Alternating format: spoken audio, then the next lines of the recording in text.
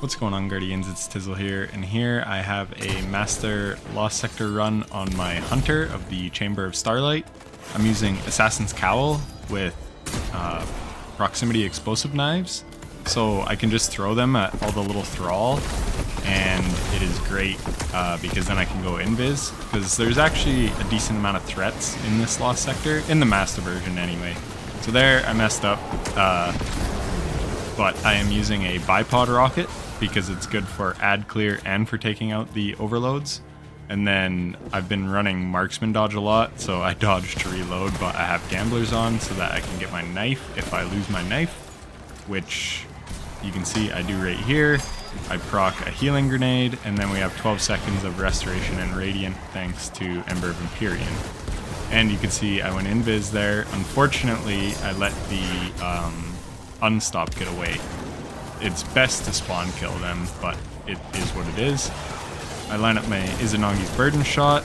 So like I said, I'm kind of using my rocket launcher for ad clear, because there is so many ads in this Lost Sector. So that's why I also put on Izanagi's burden, and then we just have an unstoppable hand cannon, and then obviously overload rockets on the bipod rocket. So here is where it's not ideal, because you have a really long range champion, but we managed to land our shot to stun it. Blade Barrage is a nice super here, again thanks to all the ads that are in this Lost Sector. And now we have another spawn of 2 unstoppables, so we're just going to take them out, keep going invis. So I actually used this loadout on the Warlord's Ruin solo hunter clear that I did as well, and I really like it. The problem is those acolytes have void shields, as you can see, but I want to run a solar hand cannon so that I can extend radiant and restoration with Ember of Empyrean. So yeah, you gotta kind of pick, because something void would be nice because there's just so many, and then you could see that my knife isn't able to take out those acolytes in one knife thanks to them having that void overshield. So that's kind of the one downside to this build. You could run a void hand cannon, obviously, or bow, and use unstoppable bow. But like I said, I prefer the solar for extending my radiant and restoration. So here, I'm just going to go invis, and now there's another hobgoblin up top.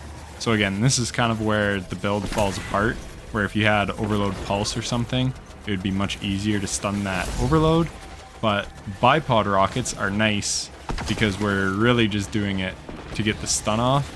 And there you can see we did barely enough damage, got the stun, I proc radiant, and then we're able to one-shot with Izanagi's burden. So I don't even know if stunning is necessary, if Izanagi's can just do a one-shot. And then here we're just free to pick up the chest because all the champions and the boss is down. And we got 2 supers in that run. That's why I run Blade Barrage, because it has a low base cooldown.